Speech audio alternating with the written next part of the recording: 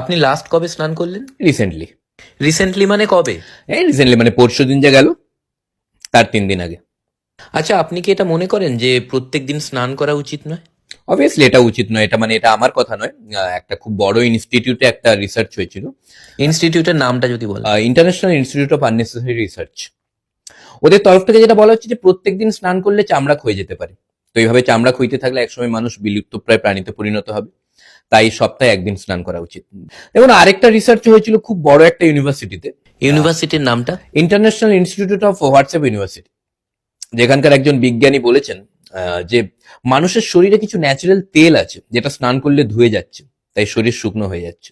মানে এটা কেন হচ্ছে? কেন এটা উনি বলেননি, কেন? কেননা ওনার খুব তেল হয়ে গেছে। আরেকটা রিসেন্টলি একটা রিসার্চ হলো যেখানে বলা হচ্ছে, মানে রিসার্চে কি করেছে ওরা 10 জনের দুটো টিম তৈরি করে। এবার 10 জনকে 3 মাস ধরে প্রত্যেক দিন স্নান করানো হয়, আর 10 জনকে সপ্তাহে একদিন করে। যাদেরকে প্রত্যেক দিন স্নান করানো হয়, যে গ্রুপটাকে, 10 জনের গ্রুপকে, পাগল হয়ে গেছে, স্মৃতিশক্তি হারিয়ে গেছে। এটা কি করে হলো? কেন ওদের সকাল থেকে রাত পর্যন্ত স্নান করানো হতো। আচ্ছা, বিজ্ঞানীর নাম কি? বিজ্ঞানীর নাম জানা যায়নি, এটা আবার কি হলো? কারণ ওই যে 10 জনকে যে স্নান করানো হচ্ছিল না প্রত্যেকদিন, তার মধ্যে ওই বিজ্ঞানীও ছিলেন। আমাদের পাড়ার একটা কাকুর প্রত্যেক দিন স্নান করার অভ্যেস ছিল, একটা বাজে অভ্যেস। লাস্ট 1 মাস স্নান করতে পারছেন না, কেন? কেননা 1 মাস আগে মারা গেছেন। যারা প্রত্যেক দিন স্নান করে তাদের জন্য আপনি কি বলতে চান? আপনি কি বলতে চান?